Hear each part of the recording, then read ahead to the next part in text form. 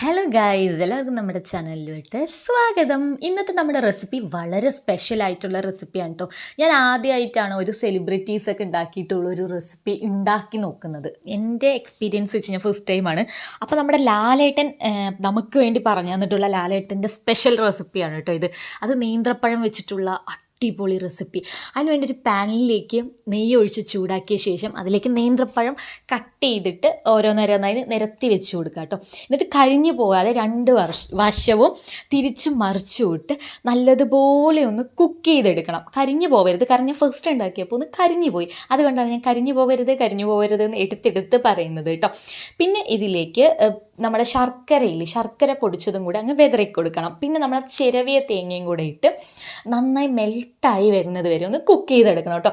Actually ഇതിലേക്ക് റമ്മും കൂടെ ചേർക്കണമായിരുന്നു, പക്ഷേ ഞാൻ നല്ല കുട്ടിയായത് കാരണം അത് ചേർത്തില്ല കേട്ടോ. അല്ലാതെ നമ്മുടെ ലാലേട്ടൻ്റെ റെസിപ്പി പൊളിയായിരുന്നു കഴിക്കാൻ വേണ്ടിയിട്ട്. റമ്മും കൂടെ ഒഴിച്ചിട്ടൊന്ന് പരീക്ഷിച്ച് നോക്കണം, പക്ഷെ ഇപ്പോൾ റം അവൈലബിൾ അല്ല ഗൈസ്, അതുകൊണ്ടാണ് ഞാൻ അതിൽ ചേർക്കാതിരുന്നത്. അങ്ങനെ നമ്മുടെ ബനാനയൊക്കെ സെറ്റായിട്ട് ഞാനൊരു പ്ലേറ്റിലോട്ട് മാറ്റിയിട്ടുണ്ട് കേട്ടോ. പിന്നെ അതിൻ്റെ മേലേക്ക് നമ്മൾ നല്ല സ്കൂപ്പ് ചെയ്തിട്ടുള്ള വാനില ഐസ്ക്രീം കൂടെ വെച്ച് കൊടുത്തിട്ടുണ്ട്.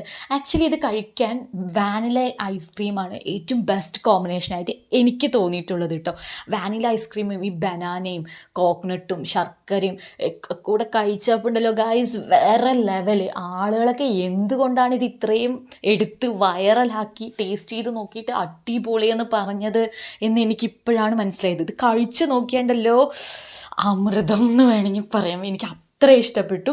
അപ്പോൾ എല്ലാവരും ഉണ്ടാക്കി നോക്കുക.